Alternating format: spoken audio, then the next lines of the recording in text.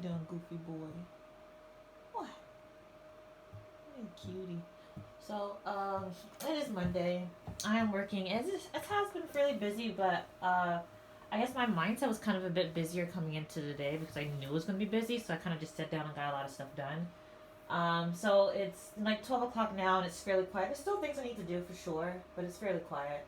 Um, but anyway, so I let the dogs outside earlier, and I came back, let them in.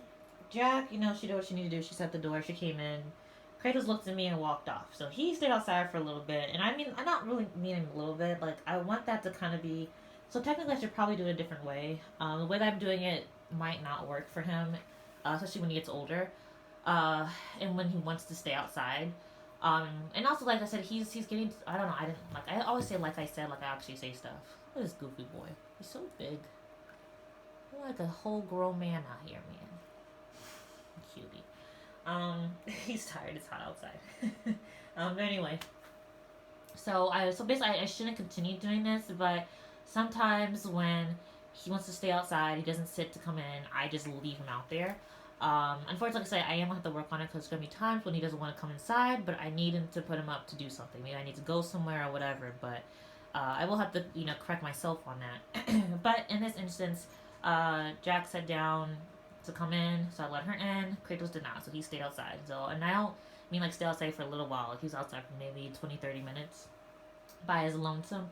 And I want it to be kind of a correction. I'm like, okay, if you don't come in, you have to stay outside for longer than I'm not going to come back immediately, like, I'm not just going to peek out there 5 minutes later, see him at the door and let him in. Like, no, there's going to be a bit of correction. You don't come in now, you're going to have to wait a while before you can get to come in. Anyway, so I went back to let him in. I don't know if you guys can see it. Well, you guys can't see it now. Let me get closer to him. But he has a little cut. Like, he did not have this cut before. You see on his eye? Put Neosporin on it. There's like a little red right there. A squishy face boy. Can you see in the corner of his eye? It's a little red. I put some Neosporin on it, and it's not really bleeding that much.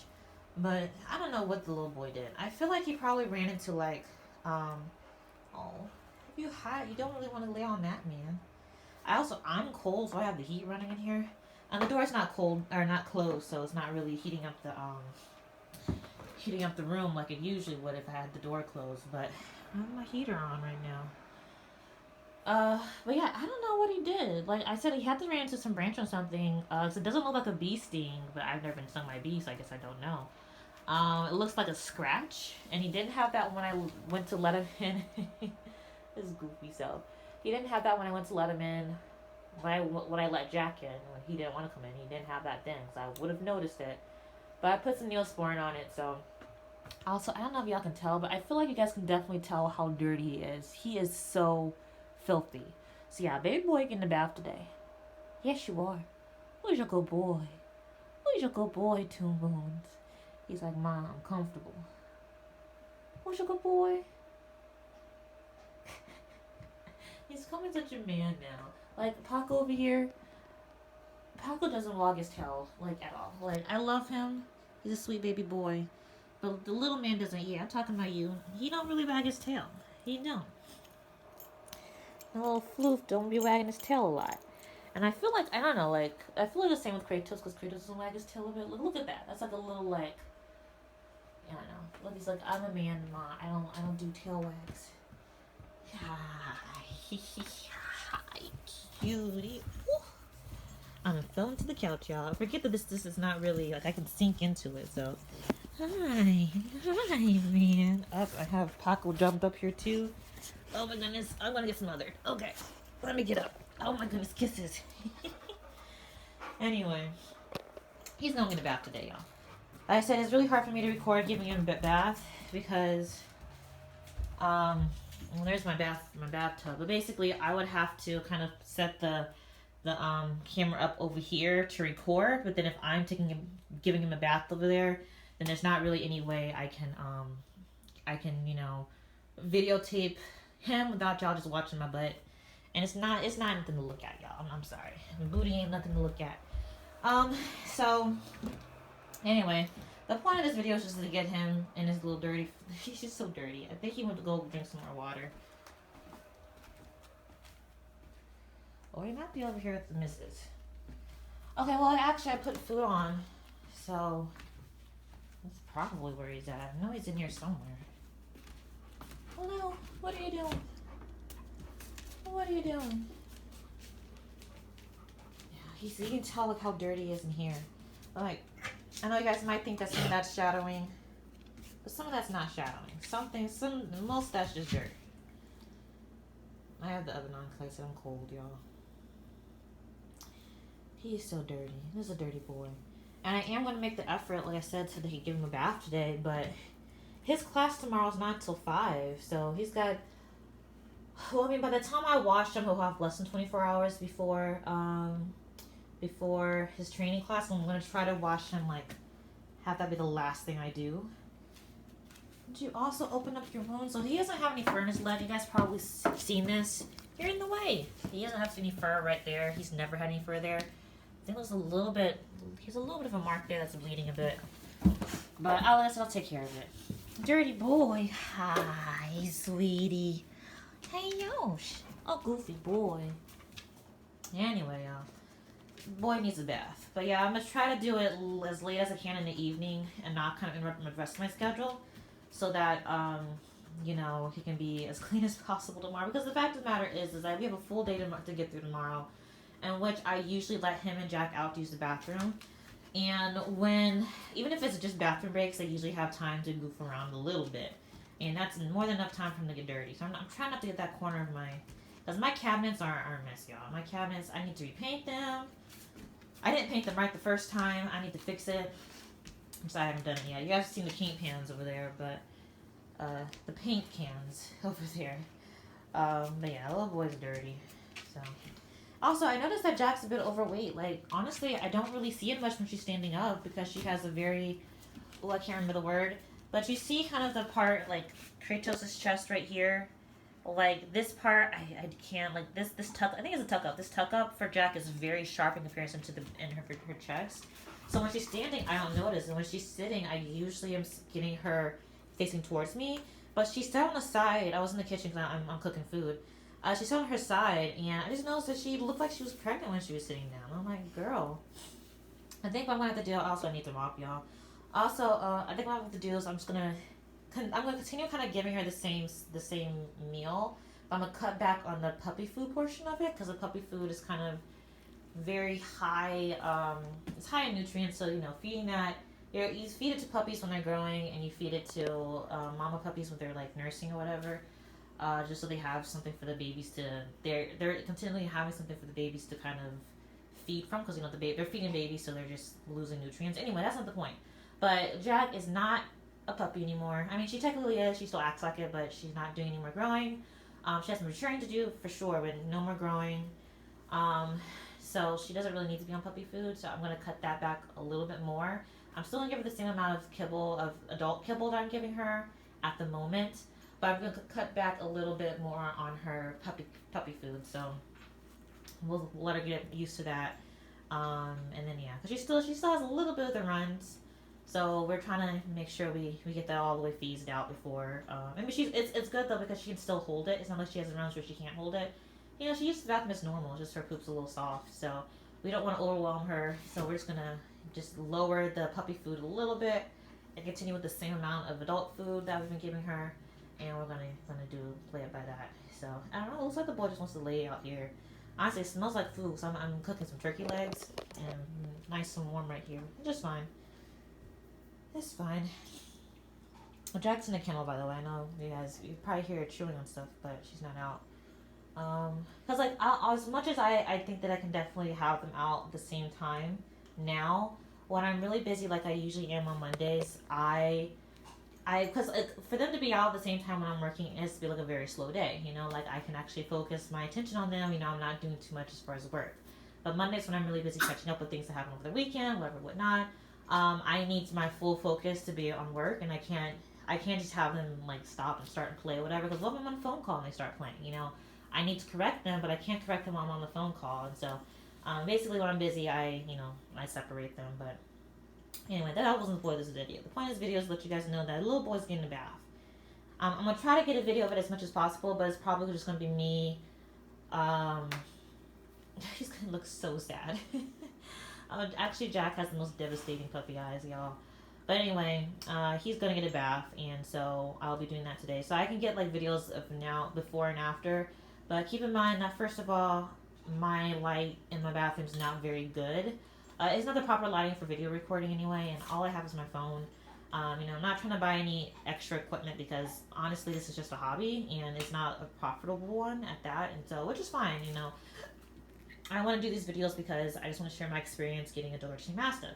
I feel like a lot of people they have a particular breed that they're incredibly interested in, and they want to get the dog but not sure if they're ready for the dog or whatever. And the Dogo Argentino Mastiff has always been that dog for me. I've always wanted a Dogo Argentino Mastiff since I was in middle school because I heard that they're really good with other dogs. They are protecting other family, but they're also very loving, and I wanted that. I also wanted an athlete, and I didn't want to go with a bigger dog like a Cane Corso or any other of the bigger Mastiffs because like bigger dogs like that sometimes have issues with like their joints and hips. And while Dogo Argentino Mastiffs are, or a Mastiff, they're actually fairly healthy in regards to things like that. So I wanted to get like a dog that I can do things like go hiking and stuff with. And have a protection dog. And I also just love their coloring. And I love the bully breeds in general. And they look incredibly like honestly like a pit. Which I hate to say it, but I knew looking at him that like people are just gonna think he's a pit bull. Like looking at Dogo Argentino Mastiffs, and people do make that mistake. But if people know about Dogo Argentino Mastiff, it's very easy to say, oh, that's a Dogo Argentino Mastiff. But anyway, the point of the point of this video, kind of the vlog of his life, or my experience with him, is just to give people the idea of what the Dogo Argentino Mastiff is without actually having to get one. Like I already knew that I was going to do whatever it took to get a well-trained Dogo Argentino Mastiff, and I personally think that Kratos is a very easy Dogo Argentino. I mean, I'm hoping that he's just kind of the standard. Well, except for his bit of heel, because he's a little bit fearful, but I don't know if that's because he's young. I've heard that some guardian breeds don't get into their guardian nature until they're like 9 months old. So we'll see. But I do think that from what I was expecting, Kratos is very easy. Yes, he's stubborn, but it's nothing that I didn't expect, right? But he's very easy for me. But that's Kratos. Like their temperament's going to be different from one Dogo to another Dogo, but I just wanted to give you guys my experience with him, and just in case you guys are interested in getting one yourself one day. So like I said, I think Kratos is probably on the easier side to deal with, especially for a male. He's a very sweet boy though. Like he's been so much like Jack. She's a sweet girl and I love her to death, but Kratos was so much easier to train. Like I fought with Jack forever to get her to stop chasing Paco. And then we're still working on the whole leash pulling thing, which Jack does amazing. Like Jack is better than Kratos with no distractions, but with distractions, she is the absolute worst. Which is why I'm excited for her to start training this week as well, because there'll be people around that she's just not allowed to engage with. So it'll be really cool to do training in that environment. But anyway, point is that those are the things with Jack that I did not have to deal with Kratos. Like even though Kratos is a hunting dog, and even though he does still kind of bother Paco a little bit, nowhere near the amount of trouble I had with Jack. Jack had she had a lot of trouble leaving Paco alone. And Kratos is like, he'll be like, oh yeah, I forgot you're here, and he'll go like bother him or whatever, but he doesn't find the need to chase Paco, like at all. He doesn't have that need, which I love so much. And also like Kratos has been so easy, like Jack, I don't know what happened before I got her, but she came to me food aggressive.